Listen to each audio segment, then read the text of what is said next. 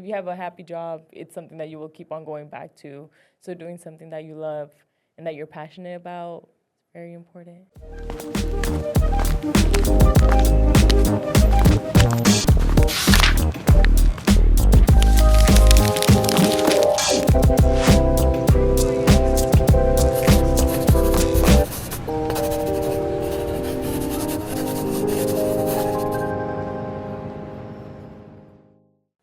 Hello, and welcome back to another episode of Unstereotyped Real Life, the podcast where we highlight Latinas who are chasing their dreams and showing younger generations that they can follow their passions despite what society thinks and expects of them. My name is Melanie Hernandez, and I am the proud host of this podcast. Now, please welcome our guest for today's episode, Karen Diaz.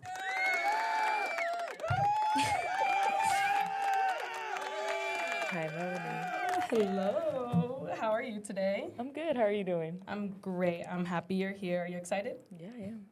So, Karen, you are an exercise physiologist at Medical City in Denton, right? Yes. Can you tell me more about your role there and what you do exactly? Yes, so we work a lot with patients who have undergone a cabbage surgery, so it's an open heart surgery, as well as those who have gotten stents or had a heart attack, any sort of dealing with the heart. So we work with those patients. Cabbage surgery? That's what they call it? Yes. Oh. So, what exactly does an exercise physiologist do in general, though? When I was researching, it said that they helped create kind of exercise programs for people, almost like rehabilitation, I guess, depending on if you work in like a physical therapy place or like a hospital. But yours, how does that? So we are kind of like PT and OT. We do make exercise prescription plans that are best tailored for our patients. Okay. So just depending on like their needs and, if they've had any like knee surgery or if anything like their back hurts, things like that, we like to do tailored plans that are best for them. How are you helping them after their heart procedure? So after they've undergone their procedure, we first go do a consult. So we go to the hospital. They're either in the ICU or in the heart and vascular unit floor. Mm-hmm. So on there, we first talk to them. We talk to them about our program. And then after they've been discharged, we contact them to see if this is something like a program that they would want to come and do. And then they first come to orientation with us. So they meet up with us, the exercise physiologist, and our nurses. And what we do there on that first day is we do that exercise prescription plan for them. And then from then on, they start their sessions. It's 36 sessions that they come with us. Okay. And you're helping them work through all those sessions? Yes. Like a typical day for them, what it would look like is, we hook them up to a monitor. So it's only a 3-lead monitor. And then we're seeing their heart rhythm, their heart rate. Mm-hmm. So we're monitoring all of that while they're exercising. And then in between their exercise sessions, we also go and take their pressures. So we're taking their blood pressures throughout the time that they're there with us. Oh, okay. So what other experiences did you have before coming into this job? So on my last semester, because my bachelor's was in kinesiology, so at Texas Women's University, we have to do an internship. So I reached out to a bunch of different places that I could do my internship, and Medical City Denton was the first one to get back to me, so that's where I decided to do my internship. And yes, after I graduated, they offered me a job right before graduation, 2 weeks before. So that's good. Usually a lot of people don't really get jobs after internships, so you got really lucky with that. I did. I'm blessed with that. And you enjoyed it, so I assume that's why you said yes too, right? Yeah. And the patients and everything. I love the patients and the staff. Oh, that's good. What interested you in becoming an exercise physiologist? So actually, I really didn't know what I wanted to do with my life. I knew I wanted to continue higher education and like get my master's, but usually in kinesiology, you can either do the PT and OT route, and that's something that I didn't want to do that. I was like, I'm gonna do something else, and I was just like, okay, I think I'll be good, just continue being an exercise physiologist after graduation. Just to see where it can take me. Yeah, I've been able to shadow other people. I'm currently looking into our speech language pathologist, as well as PT and OT, because we have the neuro next door to us. So okay. And you said you had your bachelor's in kinesiology, right? Yes. Exercise science. Okay. And were you in any organizations on campus, like relating to that or anything at all? No, but I was very active during my time in undergrad. Did you do sports medicine in high school or anything like that? Or No, but I did do sports, so that's also what interested me into going the You were a wrestler, kinesiology right? route. Yes, I was. did you ever feel like quitting before getting to this point? While in undergrad or Or working. just in general, like you didn't know what to do maybe, or you just had overwhelming feelings of what's next? Yes, I feel like I did, especially, being a first generation college student. I originally came being a pre-nursing student, and then, things happened along the way, and I was like, well, maybe nursing isn't for me, and I don't know, I kind of had a change of feelings. I don't know. So I was like, that's when I started looking at other majors, and, with my background of doing sports in college, oh my gosh, in college, doing sports in high school, and ever since I was little, I found kinesiology, and I was like, okay, maybe this is something that I would want to do. And I loved it, and I love what I'm doing now, too, in my job. Well, that leads me to my other question. How do you explain your identity to someone else in terms of ethnicity and other factors, like you just said, first generation student, immigrant, et cetera? Yeah, so I'm Mexican American, first generation college student, raised by a single parent. So yeah, so I owe a lot of what I've done to my mom, and just the support that she's given me throughout college. Did she come from Mexico? Yes, She so my did. family's from Chihuahua, Mexico. Yeah. So what has your experience been like overall working in a hospital? Do you feel like you fit in, or are you accepted as a Latina? Yes, I feel like I am accepted, especially with my coworkers and everything. But it is different since I am the only Hispanic one there. There's also not a lot of Hispanic representation there with the patients, and I guess it also goes back to, just the typical Mexicans that they're like, oh no, it's okay. Like, I don't need. What is it that they don't need care for or whatever that, or they can handle it on their own. You know what I mean? And I think the big issue too is just financial reasons, because I know it is. It's a very expensive program, so I think that's why we don't see a lot of Mexicans or Hispanics in there. But overall, when I do, every now and then we do see a patient there, and I really I'd be talking to them in Spanish too, and I just love connecting with them. Yeah. So you don't get to use your bilingual skills as much at work then? No, Wow, I don't know. that's kind of sad. I know. So the patients are majority white and your coworkers are majority white? Yes. Oh, Yes, they are. interesting. And are your supervisors also all white? Are any of them women? Or They are. is it Yeah, dominated so by it's men? a woman. Yeah, it's mainly Okay. women. It's all the staff in my department. They are women. So, yeah, Okay. women empowered. Yeah, do you feel like even if they're not, same ethnicity or anything, do you still feel like you can relate to them because you guys are all women? No. No. No, Yeah. I think there's still that barrier there. Yeah. Yeah, a lot of the times that's the case. Even if you are women, you guys don't share the same experiences at all and opinions and everything. So I can see how that's still you could feel alienated even if you are in a room full of women. Yes. So, how do you feel you are representing your Latino community in this job? I feel like it's more the little things. When we do have those Hispanic patients, I know when they first come, they are scared because they're seeing everyone that's either the patients are white, our staff is also mainly English speakers. And then when they see me, they get a little happy, and I see that. So I really relate to that. And, that's why I also just start talking to them in Spanish, just make them feel more comfortable. Yeah, that's good that you make them feel comfortable. It's better to build those relationships. And if they have to keep coming back for all those sessions, it's It's a lot. why do I want to come back if they're not going to be friendly to me? Have you developed good relationships with the patients who come in for help then? Yes. So with us too, what's it called? So they first do our program, right? So that's called they're called our monitor patients because, they're hooked up to the monitor. And we also give them the option that after they're done with their sessions, they can still continue coming to us. And that's when they move into our maintenance program. So a lot of our patients there, they've loved the care that we give them and, just how our staff and everyone treats them, that they still continue to come back to us. Yeah. So thankfully, they are white, most of them, right? But none of them have actually said anything towards me or, I guess, acted out in anything. But there has been one patient that I heard that they said something, but I wasn't in the room at that time. So I was like, okay. Oh, like what? something racist? Yes. Really? Yes, he did. Yeah, so I was in the hospital. I was doing a consult, so I wasn't there. But I came back, and like my coworkers, they were just shook, and I was like, "What happened?" And they're like, "This patient, like before he left, he was all like, yeah, they're just taking all of our jobs and all this." And like, so whenever he was making that comment, that apparently like he looked at my coworker, that she's Chicana, and I guess that's how my coworkers were like, "Oh, like he's kind of coming at the Mexicans, I guess." And I was like, "What?"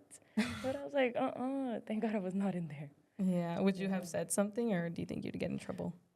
Yes, I feel like I would have gotten in trouble probably. I mean, not in trouble, but like, there really isn't much that you can tell the patients, Mm-hmm.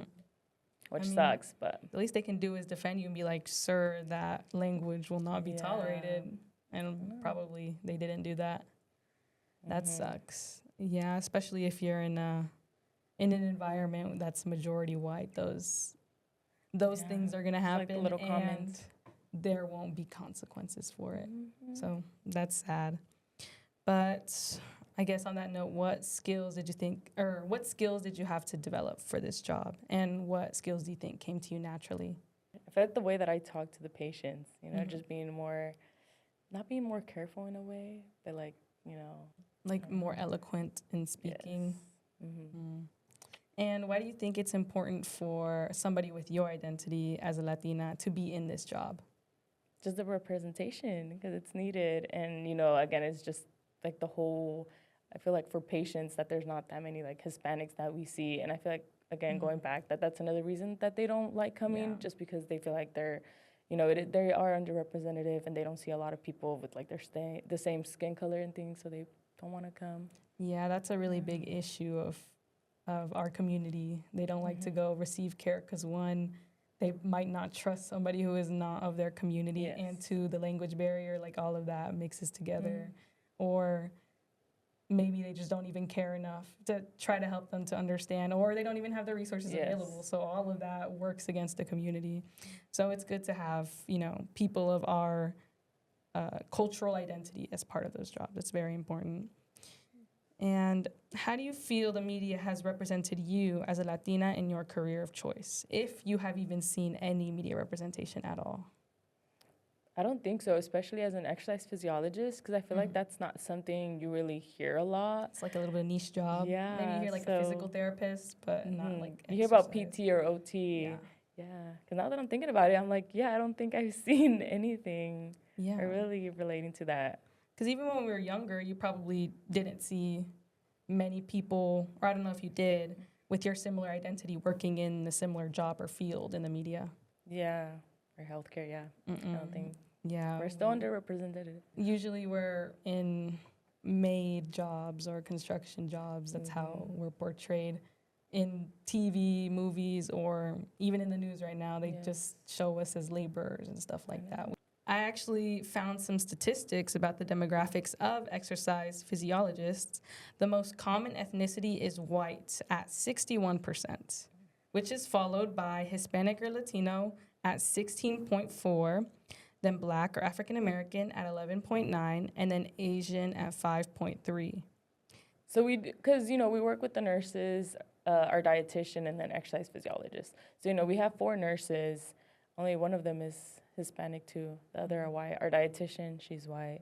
And then between us 3 exercise physiologists, there's the Chicana, me being the Hispanic, and then my friend who is African American, or my coworker. So it really does show there's still majority Still white, yes. Yeah. And also 54.5% of exercise physiologists are women and 45.5% are men.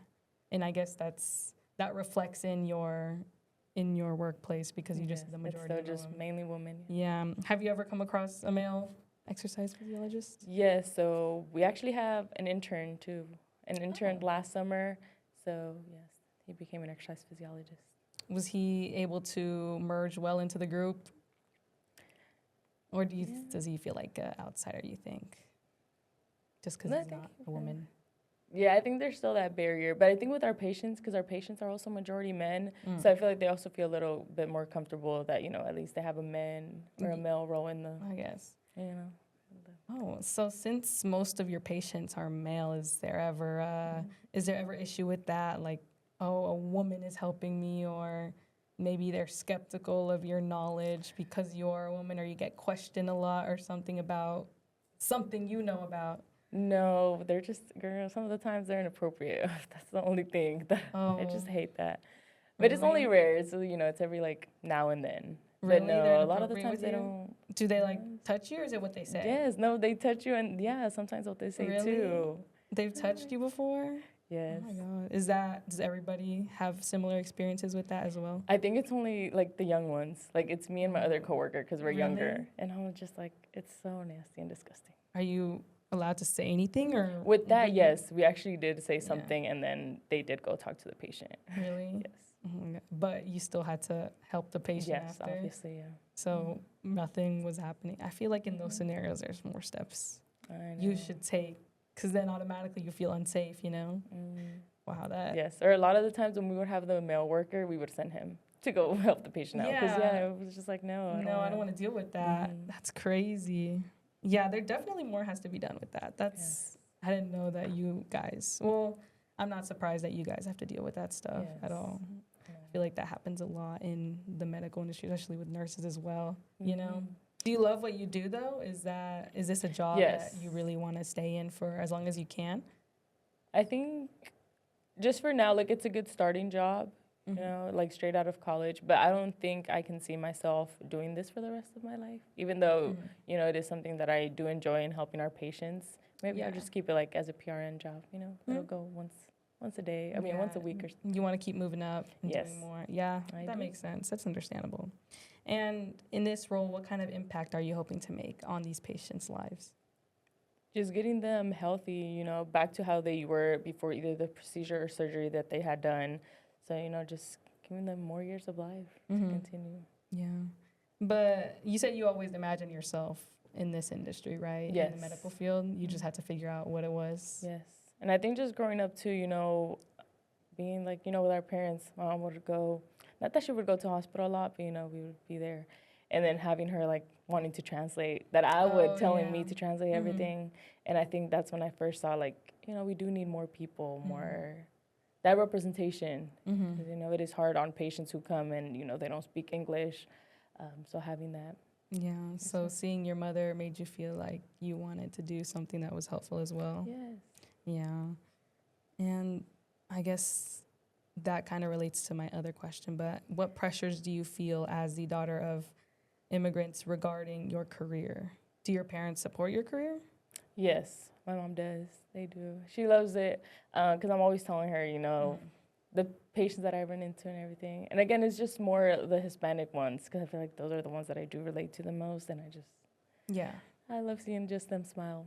But yes, I think and also too, when we do have Spanish patients, they're always, like my coworkers, they always come to me and tell me like, hey, like, can you translate? Yeah. So just having that pressure too, that I'm like, okay, just making sure too that I'm translating everything correctly, especially the medical terms, because those can be a little harder. Oh, yeah. So just giving them the proper information. Right? You had to learn all those medical terms in Spanish, right? Yes. What is one that was really hard? I feel like there's so many. Like I've seen funny videos where it's like, I had to tell my patient that he was getting a shot, and he's like, te tengo que dar un balazo or something. No. And it's like, that's not the same. Yes. No. I imagine it's really hard though, right? Yes. Or like EKG, I'm like, te vamos I can't say. Te vamos a poner un monitor. Like, it's just so weird. Sometimes I like try to go before, like I Google translate the words before just to make sure that I'm giving them a good one. Anything helps. I mean, you have to make sure you're right. Yes. Since a big part of your job is to help patients, how do you make sure you're caring for yourself? How do you mentally and physically de-stress if you have hard week at work or something? I feel like every day is a hard week at work. No, sometimes it is more stressful than others, depending like how many patients we have that day. And I feel like we do a lot of talking. So at the end of the day, like I'm just drained. Like my social battery is done just because of all the talking that we do. So, obviously at work I have to have a smile on my face, have a good attitude. But when I get home, I'm like, okay, I just need to relax. Literally, I just lay in my bed. Like, I just need time to myself. Like, because it's Your so social long. battery is drained. Yes. Yeah, you do have to interact with a lot of people. Mhm. And if you're getting weirdos as patients, then it's probably even worse. Yes. Can you explain to us in detail your day-to-day work day? A work day, yes. So we open our clinic at 6:30, but I don't go in until 7:30. So, right away, we're already working. Like, as soon as we get there, our maintenance patients are already there. So, for them, we just take their pressures if they would like. And our monitor patients don't start coming in until about 7:40 or 8. So there is when we hook them up.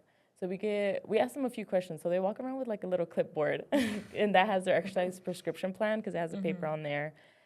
So we ask them the same questions every time too. We've asked them if they've had any cardiac symptoms, which is like shortness of breath, dizziness, chest pain, if they've had any falls, if they've taken their medications, because that is something that we want. We want them to take their medications before they come in with us. If they've had any change of medications, and as well as if they've exercised the day prior or any doctor visits that they're going to have. So those are the same questions we ask them every time. And after that, we hook them up to our monitor, which is the three lead monitor. So that monitors their heart rate and their heart rhythm. So we're able to see all of that. And after that, so we let them sit down for about 5 minutes. After those 5 minutes are over, we take their pressures, and then they go on and do their exercises. Their exercises are typically about 45 to 50 minutes long. But if you're just starting, we do start them at 30 minutes. So it just depends, like, what session number they're on with us. So in between their exercises, that's when we go 2 more times to take their pressures while they're exercising. And then they're done with that. They go sit down again. We put them in recovery. So that's 5 more minutes that they're sitting down. And then we take their pressure again. And after that, they're all done. Or we also have classes that they go to. So there's educational classes. So they can go to those. About what? They cover different topics. So it's on Fridays, our dietitian, she does cooking classes. So it's just heart-healthy diets. So she actually has a little portable, like, cooking stove or whatever. So she's there and she cooks for them on Fridays. And then Mondays we play videos for them. So it's about, again, just hearts, things that why they're here in the program with us. And then Wednesdays we have like workshops. So either sometimes I'll teach those workshops, our exercise physiologist or our nurses. So it just gives them more information on what they've had. What kind of workshops do you teach? So I've done like exercise basics. So we talk to them about, just different exercises that they can do, as well as we have like resistant bands or weights that they can do, just safety exercises that they're able to do. I know Like we at have home or? yes, at home outside of this. Yeah. We also have biomechanics workshops. I hate that class, so I never teach that one. I have somebody else. What is that? Biomechanics. I I don't even know either. I hated the class. It's just like body movements and, just a lot of everything. Yeah. Does every patient kind of progress at a good rate? Would you say that you guys are successful in helping these people in their rehabilitation? Yes. So so our program is intensive cardiac rehab, whereas the other ones, they're just like cardiac rehab. They don't have the intensive one. So what makes ours different is because we do have that education portion as well that comes with it, and it's not just the exercise. And I know with our patients, a lot of them drive from far away just for our program because they've heard, like, this is a really good program. I know we actually have a patient that's coming from Oklahoma. Oh, wow. That they're coming over here. They drive? Yes, I would make the drive. Another one is, like, I know they've came, like, from Arlington, like, Dallas area, and they drive up here just because of, again, just how good they've heard that our program is. Is it expensive? Yes, it is. So a lot of it's covered by insurance. But I know when we have, like, our patients, and again, this goes back to our, like, Hispanic ones. They're the ones that have to, like, they're the ones that I see the most that have to pay out of pocket, and it's their money. Whereas we see the white patients, like, they're just covered by insurance, and they're good. So I remember with one patient, he was Hispanic. I think he told me that he paid, like, it was like $47. But still, but it just really ranges because I know other ones have done like $100. And mind you, that's Per like session? 36 sessions. So multiply that by 36. Yeah. Yeah, that's not cheap. That's kind of a luxury at that point. I know. That sucks. It should be something that is automatically included because Yes, and I'm telling you, it's with our Hispanic patients, Yeah. and like they know that this is good for their health, so they still do it. So I'm always surprised by the patients. Right now, well, we had one at the time. Right now, we currently have one. She's a girl, or she's a female, and yeah, like they really do pay for those 36 sessions, and it just shows like how important it's for your health and your heart. Hearing those stories makes me really sad for those. Maybe they're like grandpas and grandmas who had surgery and they're not able to afford it, and they're stuck trying to get better themselves, and maybe they get worse. I feel like it's a big thing for Latino families to help each other, especially when things like that happen. So it really does make a difference whether you have a community of people helping you or if there's accessibility for it. Because I know my grandma, she has to get dialysis, and obviously that's super expensive because she has to go constantly. But my dad and all his siblings take turns picking her up, dropping her off. Even sometimes I pick her up from the dialysis center, and they all pay for the procedures as well. And so if not everybody gets to have that or gets to have a whole community behind them helping them. So it's really sad to see that a lot of people are forced to suffer on their own, especially because we have such a bad healthcare system here. And they rather watch people die instead of helping them or send money somewhere else. Yes. Yeah, and that's what we see too. So like, with our patients, like a lot of them are white. So they usually come by themselves. Whereas, when we do have those Hispanic patients, we do see them coming in with like their granddaughter or their kids, like come and take them and bring them. I don't know. It's crazy. Yeah. I don't know if you've witnessed any of that. I don't know if you guys can even help somebody who maybe can't afford it. I don't No. So actually we have, because there was a patient, again, a Hispanic patient, and it was a lot for him that he couldn't pay like the amount, because again, it just ranges on the patient and like the insurance, type of insurance, if they even have any.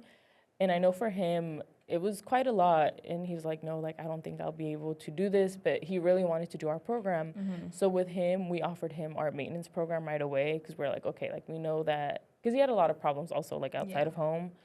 And again, he still wanted to do this. So we offered him that plan for him. So with that, they only pay, it's like a gym membership. So they only pay $10 a week. So we did that for him. And he's like, yes, I can like afford this and I can do this instead. So, and, we do have those happy. things. Yeah.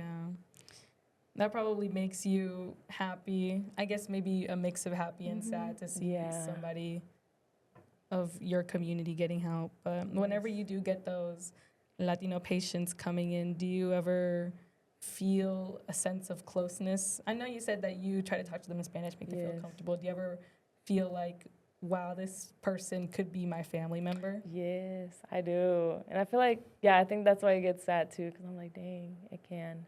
But again, just talking to them in Spanish is really like what helps them just feel more comfortable, because I think that's the main thing too, that I do want them to be comfortable in here. Because, if somebody feels comfortable, they'll be more than likely to keep on coming back. Whereas, if you feel like, or these people aren't talking to you that well, you wouldn't want to come back. Yeah. So I always just make sure to also really get to know my patients and just connect with them. I feel like if that was me, I'd be wanting to cry all the time. I'd be like, no. But if you could speak to your younger self right now, what would you say? What would you tell her? We did it. Because I don't know, I feel like college isn't easy, and it was not easy. And definitely, I guess, like, also landing a job in healthcare, where there's not that many Hispanic or representation. So, like, I'd be really proud. It's only up from here. We're still going to keep on going and see what other things we can accomplish. But I think, I don't know what other demographic, I don't know if it's nurses that there's a big demographic of Latinas. Maybe. I feel like now too. A bit Nowadays, more. I feel like I know a couple nurses who are Latinas, but we're slowly growing in the healthcare field, which is good to see. But because I feel like we need that representation in the healthcare system in all parts, not just hospitals, but everywhere. And the healthcare field is so vast and wide. Dentistry, all of that, all of it matters. So that's definitely a field of work that we need our people to get in there, you know? What advice or message can you give to aspiring Latinas who also want to pursue this career? I feel like it's just that, just keep on going, don't give up, and if you don't see you know, you might not see same people of your skin color or your same language either, but don't let that, like, Yeah. give, yeah. I feel like a lot of times people from different communities might be afraid to step somewhere because there's no people that look like you or share the same culture. So that's definitely a barrier that I feel like a lot of people in our community experience. So I agree with that. Definitely just jump into it because you are somebody that's needed in that field. Yes, you need that. We need that representation. So definitely. There's always a space for somebody of a different culture in there, and it's needed. Is there an exercise physiologist that you look up to currently? It could be somebody you know personally or maybe influential figure. If not, it's okay, but... No, I don't think there is. And I feel like just because, again, it's not a job that you really hear a lot on, that I'm just like, Do you know who Dr. Anita Brown is? No. Dr. Anita Oh Rivera Brown. No, that's okay. This educational segment is called Women Before Us. Here we highlight a notable woman who shares the same profession as the guest, so you, and I hope their story inspires you and the listeners about somebody who is making a big impact in their field.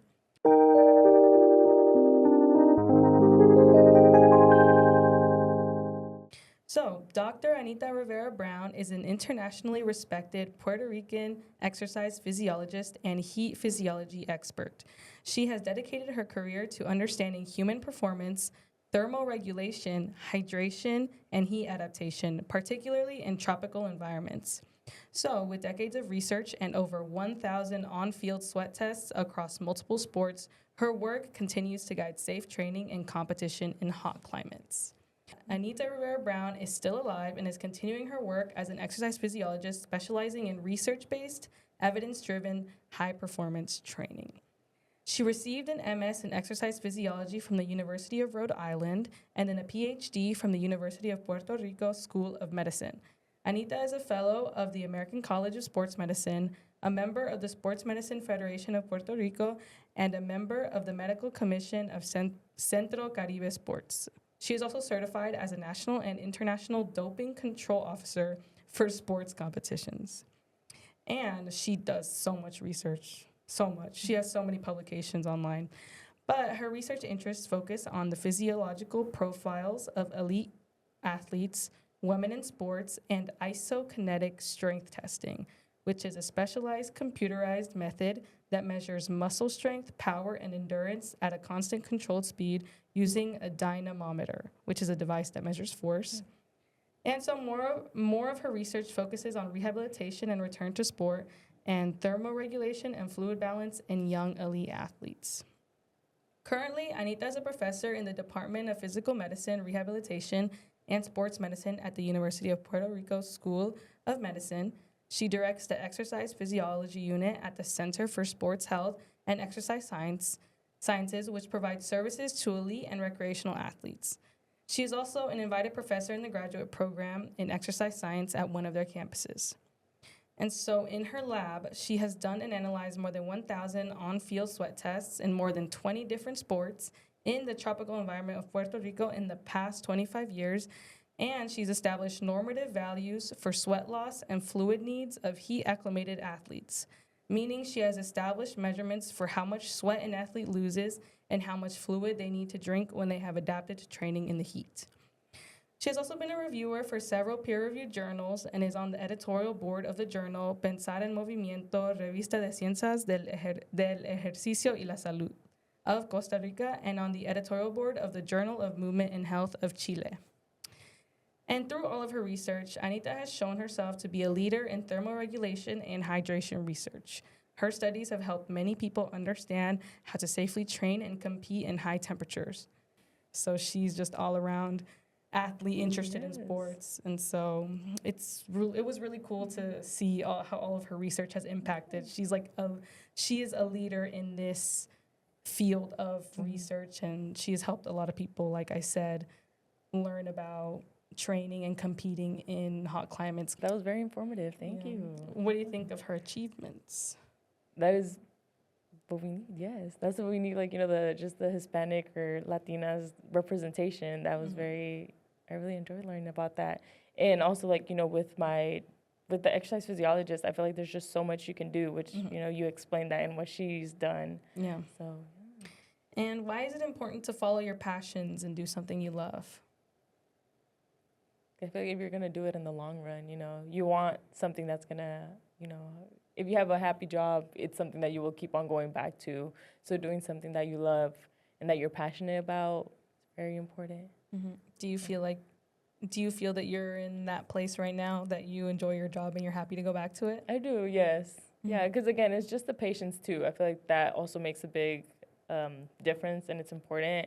So just being around, like surrounding yourself with people that you do want to be, even though I know you can't pick the patients, Mhm. but a lot of them, you know, they are very nice and everything. So Mhm. yeah, I do wake up in the morning wanting to go to work. Really? Yeah. Oh, that's good. Thank you. It's better to be in that position than hating your job and Mhm. feeling like you're stuck there. Yes. So at the very least, you don't experience constant racism from your coworkers. I feel No. like it's one thing to get negative words from a patient and another thing to get negative words from your coworkers. Yeah. 'Cause I'm telling you, with the patients, you know, they'll come and go, like it's fine. But when you have it with coworkers, that is somebody that you know, you're working with and you see them almost like every day. So Yeah. I feel like that would be different. Mhm. Yeah, it can be difficult to navigate these environments, especially in a field like healthcare. There's a lot of little things that you can't mess up. You have to be very careful. You have to be super careful. Yeah. So I think I know that can be scary, and maybe sometimes you feel limited and What I can and can't say too. yeah. That.